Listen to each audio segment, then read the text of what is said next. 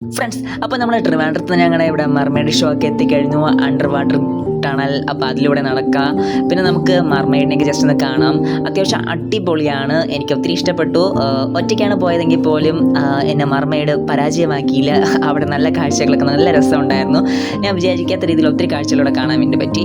അപ്പോൾ നമുക്ക് first entry ആകുമ്പോൾ തന്നെ ഒരാൾക്ക് വരുന്ന ടിക്കറ്റ് 120 രൂപയാണ്. നമുക്കിവിടെ സെപ്റ്റംബറിന് ഒരു 5-ാം തീയതി വരെയാണ് നമ്മുടെ ട്രിവാൻഡ്രത്ത് ഈ ഷോ ഉള്ളത്. അപ്പോൾ ഞാനിപ്പോൾ ഇന്ന് പോയതിന് ഓഗസ്റ്റ് 29 ഞാൻ പോയി വീഡിയോ എടുത്തു. ഞാൻ പോയ ഒരു ടൈം എന്ന് പറഞ്ഞാൽ ഒരു ഉച്ച ടൈമാണ്, ഒരു 2:30-3 മണി ടൈമിലാണ് ഞാൻ അവിടെ പോയത്.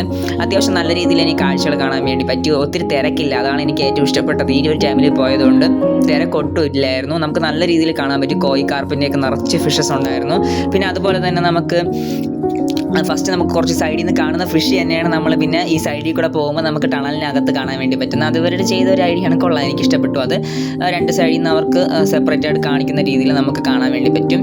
പിന്നെ ഇവിടെ നിന്ന് പോകുന്നതിൽ തന്നെ അതിൻ്റെ ഔട്ട് നമുക്ക് വേറെ സൈഡിൽ നിന്ന് തന്നെ ചെറിയ രീതിയിലൊക്കെ കാണാൻ വേണ്ടി പറ്റും. എന്നാലും ടണലിൻ്റെ എക്സ്പീരിയൻസ് കൊള്ളാം. ഭയങ്കര ഗുമ്മെന്ന് എനിക്ക് തോന്നിയില്ല. ചിലയിടത്താണെങ്കിൽ ടണലിൽ വലിയ മീനുകൾ പോകുമല്ലോ, ഇതിനകത്ത് അത്ര വലിയ മീനെ കണ്ടില്ല. ഒരു മീഡിയം സൈസ് മീനുകളെ കാണാൻ വേണ്ടി പറ്റുള്ളൂ. പിന്നെ മെയിനായിട്ട് ഞാൻ ഈ ടണലിലെല്ലാം ജസ്റ്റ് നോക്കിയത്, ഞാൻ മറ്റേ മെർമെയ്ഡ് കാണണം എന്നുള്ള ഒരു ഇതിലാണ് ഞാനിവിടെ പോയത്. ഇറ്റ്സ് ക്വൈറ്റ് ഒരു വല്ലാത്തൊരു ഫീൽ തന്നെയായിരുന്നു.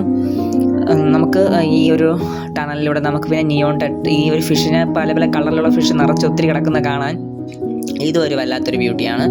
പിന്നെ ആ ഒരു നീല കളേഴ്സിൽ ചുറ്റും ആ ഒരു വാട്ടറിൻ്റെ ആ ഒരു കളർ എന്ന് പറഞ്ഞാൽ വെള്ളത്തിൻ്റെ പോയിട്ട് അവരെ ലൈറ്റ് ഇടുന്നതിൻ്റെയൊക്കെ എല്ലാം ഒരു പ്രത്യേക ബ്യൂട്ടിയാണ്. പിന്നെ നമ്മുടെ പിരാനാസിലൊക്കെ കുറച്ച് കാഴ്ചകൾ കാണാൻ വേണ്ടി പറ്റി. പിന്നെ നമുക്ക് ഇഗ്വാന ഉണ്ടായിരുന്നു, പിന്നെ ഒരു അനാക്കൊണ്ട കിടപ്പുണ്ട്, പേടിച്ച് ചുരുണ്ട് വരെ സൈഡിൽ പോയി ഇരിപ്പുണ്ട് അവൻ.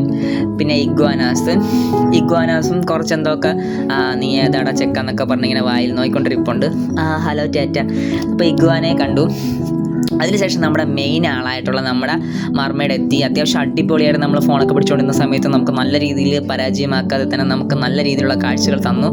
ഒത്തിരി വെറൈറ്റി ആയിട്ടുള്ള സ്റ്റെപ്പുകളൊക്കെ വെള്ളത്തിനടിയിൽ ചെയ്യുന്നത് കണ്ടപ്പോൾ എനിക്ക് നല്ല ഇഷ്ടപ്പെട്ടു. കാരണം നല്ല രീതിയിൽ വെള്ളത്തിനകത്ത് തന്നെ അവരെല്ലാം സെറ്റ് ചെയ്ത് അടിപൊളിയായിട്ട് കണ്ട നല്ല രീതിയിലുള്ള ഒരു പ്രത്യേക ഇതില്ല, അതിനകത്തുള്ള അവരുടെ ഒരു എന്തോ ഒരു പ്രത്യേക ഇതായിരുന്നു ആ ഒരു കാഴ്ചകളൊക്കെ.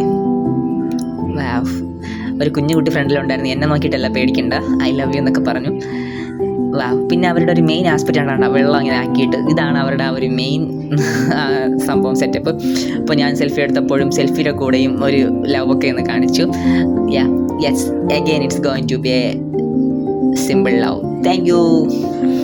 അങ്ങനെ കുറേ ടൈം നമുക്ക് വേറെ കുറേ നല്ല രീതിയിലുള്ള ബാക്ക്ഗ്രൗണ്ട് നല്ല മ്യൂസിക്കൊക്കെ ഉണ്ട്. നമുക്ക് അടിപൊളിയായിട്ടുള്ള നല്ല സൗണ്ട് മീൻസ് ആ ഒരു പ്രത്യേക തരത്തിലുള്ള ആക്ഷൻസൊക്കെ കാണിക്കും. It's quite interesting. I really love it. Real നമുക്ക് ഡിസ്നി മൂവിയിലൊക്കെ കാണുന്ന ആ ഒരു മെർമെയ്ഡിൻ്റെ കറക്റ്റ് ഒരു വൈബ് കിട്ടി.